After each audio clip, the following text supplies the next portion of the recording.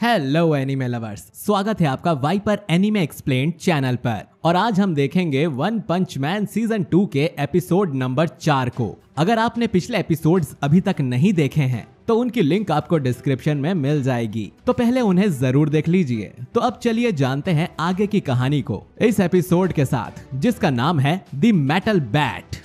Episode की शुरुआत में हम गारो का बचपन देखते हैं, जहां गारो टीवी पर एक्शन फिल्म देख रहा होता है। उसमें मूवी का हीरो जस्टिस मैन विलन को मारता है, जिसे देखकर गारो को बहुत बुरा लगता है। उसे लगता है कि विलन्स भी बहुत मेहनत करते हैं, तो फिर आखिर में वो हार ही क्यों जाते हैं। जिस पर उसके डैड उसे बताते हैं कि अच्छे लोगों की हमेशा जीत होती है। ये सुनकर गारो खुद मॉन्स्टर बनने का डिसीजन लेता है और कहता है कि वो इतना पावरफुल बनेगा कि कोई हीरो उसे मिटा नहीं पाएगा, क्योंकि उसकी नजर में मॉन्स्टर्स भी कूल होते हैं जो इतनी मेहनत करते हैं। और सीन दोबारा प्रेजेंट में आ जाता है।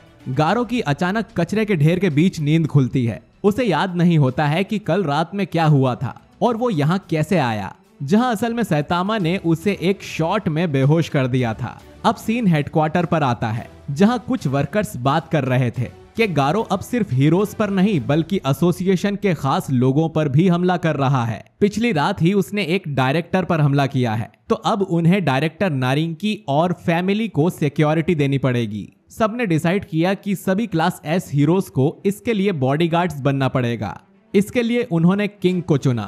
वहीं गारो का भी अगला टारगेट किंग था, पर किंग एसोसिएशन को मना कर देता है और कहता है कि मैं इस वक्त एक दूसरी फाइट में बिजी हूँ, इसीलिए नहीं आ सकता। पर असल में वो बस वीडियो गेम खेल रहा था। इसकी जगह फिर एसोसिएशन ने class S rank 15 the metal bat को इस काम पर रखा और उसे तुरंत एक इमरजेंसी के लिए नारिंकी के पास भेज दिया। मेटल बैट आकर देखता है कि नारिंकी का बेटा वैगेनमा बस सुशी खाना चाहता था और इसके लिए मेटल बैट को जल्द से जल्द वहां जाने को बोला गया था, जिससे मेटल बैट को गुस्सा आता है। फिर वो देखता है कि वैगेनमा और नारिंकी सुशी खाने के बाद उनकी प्लेट्स वापस मशीन पर रख रहे हैं, जो कि गलत है। तो मेटल बैट उन्हें ऐसा करने से मना करता है और समझाता है कि उन प्लेट्स को काउंट करके उनका बिल बनाया जाएगा, इसीलिए ये प्लेट्स यहीं रखी जाती है। मगर नारिंकी उसकी बातें नहीं सुनता। इसी बीच मेटल बैट को उसकी छोटी बहन का कॉल आता है, जो चिल्लाती है कि आज मेटल बैट को उसे शॉपिंग पर ले जाना था, पर वो नहीं आया। मेटल बैट उसे शांत कराकर वापस रेस्टोरेंट में आता है और देखता है कि वैगेनमा को एक मॉन्स्टर जूनियर सेंटीपीड ने पकड़ लिया है और उसके साथ एक और मॉन्स्टर मोहिकन भी है। मेटल बैट को लगता है कि वो गारो के साथ ही है और वो अपना जैकेट पहनकर उन्हें ढेर करने के लिए तैयार हो जाता है। वहीं दूसरी तरफ हम देखते हैं कि सैतामा सुपर फाइट टूर्नामेंट में आया है, जिसका टिकट चेरेंको ने उसे दिया था। सैतामा से एंट्री के टाइम उसकी फाइटिंग स्टाइल पूछी जाती है, जिसके बारे में सैतामा कुछ नहीं जानता, तो वो कुछ भी लिखकर वहां से अंदर जाता है। वो फिर कुछ पढ़ रहा था, इतने में एक आदमी ने दरवाजा खोला और पूछा कि तुम चेरेंको हो ना। सैतामा घबरा जाता है कि कोई चेरेंको को जानता हो और उसने सैतामा को देख लिया तो वो उसे पहचान जाएगा कि वो चेरेंको नहीं है। सोरफेस नाम का वो आदमी फिर सैतामा के पास बैठ जाता है और पूछता है कि तुम मुझे भूले तो नहीं हो ना। नेक्स्ट सीन में हमें हॉस्पिटल का सीन दिखाया जाता है, जहां चेरेंको छत पर खड़ा सोच रहा था कि काश सैतामा ने कंपटीशन में हिस्सा ना लिया हो, वरना उसे बहुत मार पड़ेगी। तभी उसके पीछे से मुमेन राइडर आता है और सैतामा नाम सुन लेता है। वो चेरेंको से एक्साइटेड होकर पूछता है कि क्या तुम सैतामा को जानते हो। यहाँ सोर फेस सैतामा को चेरेंको समझकर उसे बताता है कि उसके कंपटीशन में हिस्सा लेने के दो मकसद हैं। पहला तो वो मार्शल आर्ट्स का चैंपियन बनना चाहता है, बिल्कुल वैसे ही जैसे मास्टर बैंग बने थे। और दूसरा मकसद ये है कि उस इंसिडेंट की वजह से जो पिछली बार टूर्नामेंट में हुआ था, वोल्फमैन नाम का एक फाइटर पिछली बार चैंपियन बना था। उसने सभी को बुरी तरह मार गिराया था, पर मैच खत्म होने के बाद सभी को पता चला कि असली वोल्फमैन तो बेहोश होकर एक लॉकर में बंद था। उसके बाद से फेक नाम से एंट्री लेने पर यहाँ रोक लगा दी गई है और अगर कोई ऐसा करता है तो उस पर फाइन लग सकता है और उसे हमेशा के लिए बैन भी किया जा सकता है और जेल में भी डाला जा सकता है। ये सुन सैतामा को पसीने आने लगते हैं। सोरफेस आगे बताता है कि इसके बाद उसने फाइट का वीडियो देखा था और उसकी स्टाइल से उसे पता चल गया कि वो नकली वोल्फमैन गारो था। और तभी हमें गारो दिखता है, जो दोबारा उस बच्चे के पास आता है जो पार्क में हीरोज की बुक पढ़ता रहता है। गारो उससे उसकी बुक मांगता है, जिस पर वो बच्चा मना करते हुए कहता है कि गारो को उसकी खुद की बुक खरीद लेनी चाहिए। फिर वो बच्चा उसे अपने साथ ही वो बुक पढ़ने को कह देता है और दोनों साथ बैठ जाते हैं। दूसरी तरफ सोरफेस सैतामा से कहता है कि वो पक्का गारो ही था, क्योंकि ये बात 6 महीने पहले की है जब वो हादसा हुआ था और गारो को डोजो से निकाल दिया गया था। उस टाइम चेरेंको छुट्टी पर था, इसीलिए उसे पता नहीं है। एक दिन गारो, सोरफेस और बाकी सब डोजो में प्रैक्टिस कर रहे थे। अचानक गारो ने कहा कि वो अब यहाँ बोर हो गया है और उसकी पावर्स यहाँ वेस्ट हो रही हैं। उसने फिर सबको उसके साथ फाइट के लिए चैलेंज किया और बुरी तरह सबको मार गिराया। इसीलिए गारो से डरकर सोरफेस और बाकी स्टूडेंट्स ने डोजो छोड़ दिया। पर बाद में उन्हें पता चला कि बैंग ने ही गारो को डोजो से निकाल दिया, और अगर ये बात सोरफेस को पहले पता होती तो वो कभी डोजो नहीं छोड़ता। इसीलिए वो इस बार यहाँ आया है ताकि गारो को हरा सके। फिर वो चेरेंको का मजाक उड़ाता है कि आखिर तुम यहाँ क्या करने आए हो। सीन घूमकर चेरेंको पर आता है, जिसे मुमेन राइडर ने सैतामा के बारे में बताया। चेरेंको को ये सुनकर तसल्ली मिलती है कि सैतामा भी एक अच्छा फाइटर है। फिर सीन वापस सैतामा पर आता है, जो सोरफेस से कहता है कि तुमने डर के डोजो छोड़ दिया था, पर तुम्हें इतनी बड़ी बड़ी बातें करने की जरूरत नहीं है और मैं भी यहाँ गारो को हराने आया हूँ। इससे सोरफेस को गुस्सा आ जाता है और वो सैतामा को धमकी देकर जाता है कि अगर वो इस टूर्नामेंट में जिंदा बचा तो सोरफेस उसे फाइट में नहीं छोड़ेगा। वहीं हम देखते हैं मेटल बैट ने दोनों मॉन्स्टर्स को बहुत ही आसानी से मार गिराया और वैगेनमा को बचा लिया। मरते मरते जूनियर सेंटीपीड मेटल बैट की तारीफ कर रहा था, जिससे मेटल बैट उसे पूरी तरह खत्म करने आया।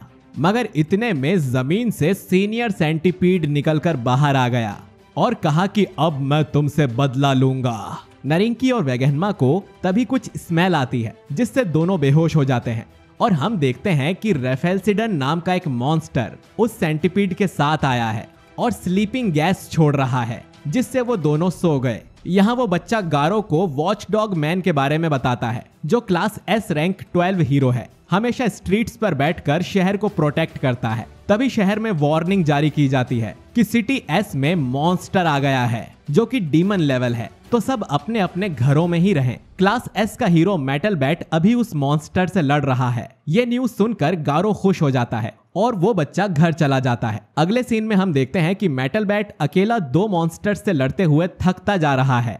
उसने उनसे पूछा कि उनके यहाँ आने का मकसद क्या है। इस पर रेफेल्डिसन ने कहा कि अगर तुम हमें हरा दोगे तो हम तुम्हें सब कुछ बता देंगे। और तभी सीनियर सेंटीपीड ने मेटल बैट पर बुरी तरह अटैक करना शुरू कर दिया। उसके लास्ट अटैक से मेटल बैट का सिर उसी के बैट से टकरा जाता है। इससे उसके सिर से बहुत खून निकलने लगता है, जिससे दोनों मॉन्स्टर्स को लगता है कि मेटल बैट खत्म हो गया। पर मेटल बैट उठा और हमने देखा कि वो पहले से और स्ट्रांग हो गया है। मेटल बैट की खासियत है कि उसे जितनी चोट लगती है वो उतना और स्ट्रांग होता जाता है। उसने फिर एक ही वार में इतनी तेज बैट घुमाया कि सीनियर सेंटीपीड का एक हाथ बाहर आ गया। अब मेटल बैट ने दोनों मॉन्स्टर्स पर अटैक किया और एक एक शॉट में दोनों को उड़ा दिया, पहले रेफेल्सिडन और फिर सीनियर सेंटीपीड। मगर मेटल बैट को अब याद आता है कि वो मॉन्स्टर्स से पूछना तो भूल ही गया कि वो यहाँ क्यों आए थे। इसके बाद उसने देखा कि डायरेक्टर और उसका बेटा अभी भी सो रहे हैं कि इतने में वहाँ class B hero pineapple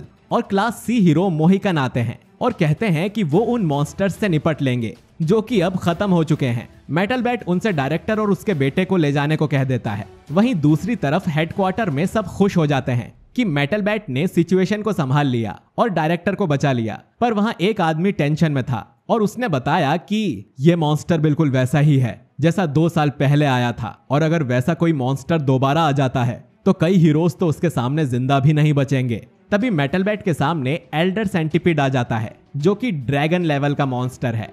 metal bat को उससे कोई फर्क नहीं पड़ता और वो बाकी दोनों हीरोज को जाने का बोलकर खुद अकेला लड़ने आ जाता है। एल्डर सेंटीपीड उन हीरोज को डायरेक्टर को ले जाते हुए देख लेता है और उनके पीछे जाता है, मगर मेटल बैट उस पर अटैक कर देता है। पर एल्डर सेंटीपीड की बॉडी एकदम स्टील के जैसी थी, जिससे उसे बिल्कुल फर्क नहीं पड़ता। लड़ाई के बीच मेटल बैट नोटिस करता है कि एल्डर सेंटीपीड ने हमले के टाइम अपने चेहरे को बचा कर रखा था, जिससे वो चुपके से उसके फेस तक आता है और उस पर अपना किलर मूव मारने लगता है। इससे एल्डर सेंटीपीड को फर्क पड़ा और उसने मेटल बैट को झटके से फेंक दिया। हम देखते हैं कि सिटी एस में अब ड्रैगन लेवल की वार्निंग शुरू हो गई है और लोगों से शहर खाली करवाने को कह दिया गया।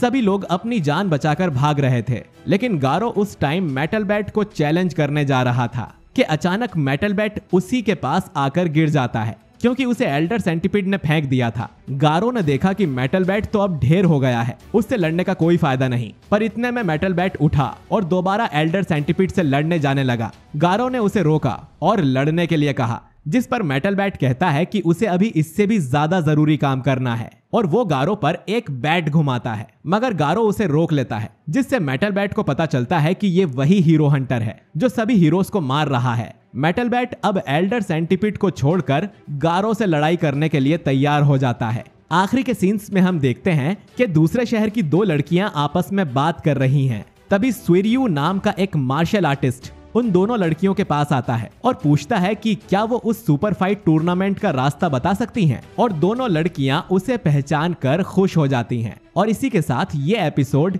यहीं खत्म हो जाता है। दोस्तों, वीडियो पसंद आया है तो इसे लाइक और शेयर जरूर करिए, और अगले एपिसोड को मिस ना करने के लिए हमारे चैनल वाइपर एनीमे एक्सप्लेन्ड को सब्सक्राइब करके बेल आइकन जरूर दबाइए। बाकी मैं मिलता हूँ आपसे बहुत ही जल्द एक नए वीडियो के साथ। शुक्रिया।